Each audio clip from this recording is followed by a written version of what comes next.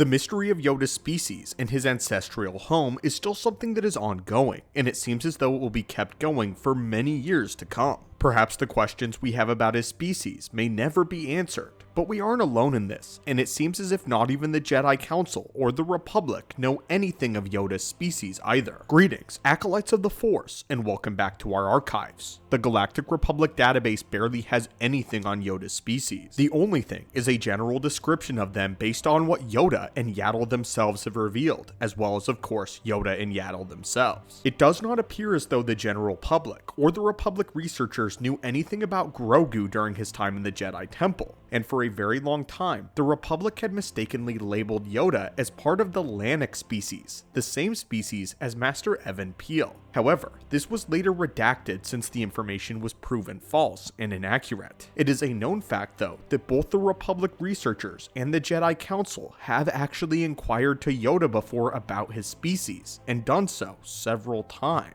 But the Grand Master has always refused to divulge any information. So, why exactly is this? Why is Yoda so protective over his species to the point of refusing even the Jedi Archives information about them? Well, there's only one way to find out, and let's open up yet another holocron and dive into why Yoda keeps his species such a secret. The primary reason that Yoda gives for not wanting to disclose the location of his homeworld, or really anything about his people, is due to the nature of the Republic, and how prone the galaxy was to war and domination. Yoda's reasoning seems to be that his people are peaceful, and he knows that the Republic want to bring them into the fold, and his people are simply not ready for this. The Republic, while having the best interests in mind for independent systems, are notoriously forceful when they want a system to join them. We've seen this time and time again, specifically with the Naboo crisis, the saga with Mandalore, and even with Dooku's homeworld of Sereno. The Republic puts quite a bit of pressure on these systems to join, especially in eras of war. Yoda knows this, and he is usually one of the diplomats that helps these systems come to an agreement with the Republic, and because of this, Yoda knows the danger that comes with the assimilation into the Republic itself. Should anything go wrong at all, and the wrong person discovered the truth about his people, then they could potentially be wiped out. His species appears to be naturally extremely strong with the Force, and anyone could decide to commit genocide on them out of fear of their power. Yoda's fears would ultimately be proven correct, since Darth Sidious rose to power in the Empire, and that was one of his major priorities. I think all of us agree that Darth Sidious would have undoubtedly wiped out Yoda's people without a second thought, likely either seeing them as a potential threat, or to use it as leverage to draw against the Grand Master and bring him out of hiding. Or maybe even just for fun.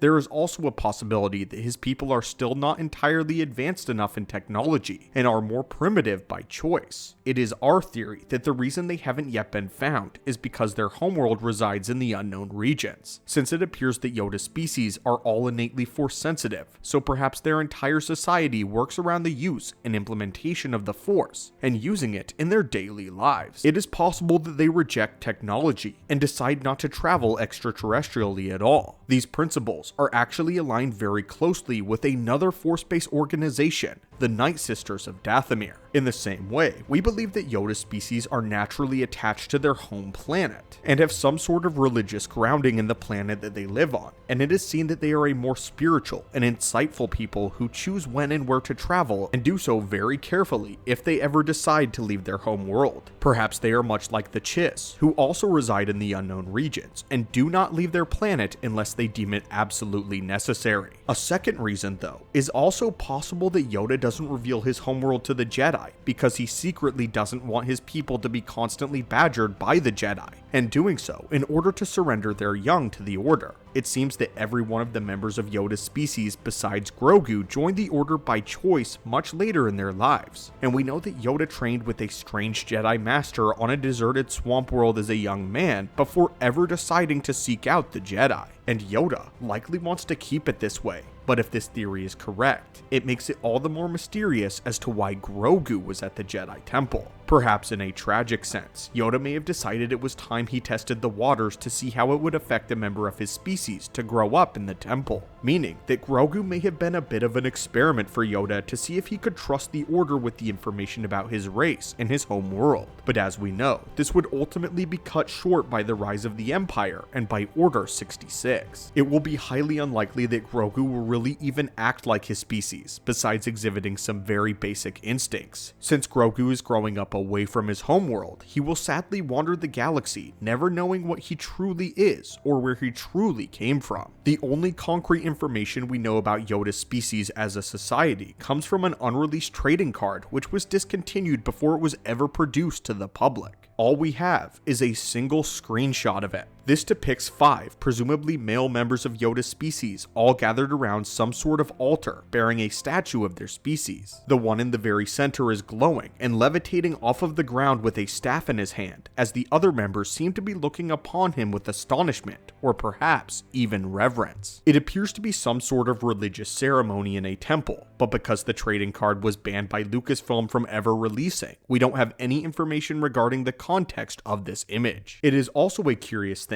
that we have never seen 2 members of Yoda's species ever interact with one another directly, whether it be on screen or in text. Yoda and Yaddle have notably not interacted at all, leading to a rather strange question of, are they purposefully avoiding speaking to each other in public in order to maintain the secrecy of their planet? This is admittedly quite the stretch, but it is very interesting. While they may be in the same room with one another at various points in time, they never directly interact that we know of. Could this be another level of security to maintain the absolute secrecy of their people? Perhaps they're avoiding speaking in their native language, perhaps. Interestingly, none of the members of Yoda's species, either past or present, ever say anything about their people. Even in Legends continuity, neither Vandar Takare, Otek, Minch, or Yaddle ever mention anything of them at all, which now leads us to believe that it may not be entirely Yoda's exclusive decision to keep them a secret. But perhaps it is a vow that members of Yoda's species must take whenever they decide to leave their home world. This would make an incredible amount of sense, and this would also mean that their people are reclusive and don't leave their world very often, but any who do must take upon them an oath to swear secrecy. Perhaps it wasn't Yoda's decision, but rather whatever ruling powers that may reside on his home world. But anyway, my friends and acolytes, what do you think of this? And what is your personal theory as to why Yoda's species chooses to remain so secretive and secluded? Why is it that we know even when the Jedi Council inquires about Yoda's species, he outright refuses to speak of them? Perhaps Yoda's species were servants of the mysterious celestial race at the time of the Rakatan Empire, or something else entirely. Many theories abound, and yet none of them can, or likely ever will be proven. But anyway, my friends and acolytes, thank you so much for watching. May the Force be with you always, and have a great day.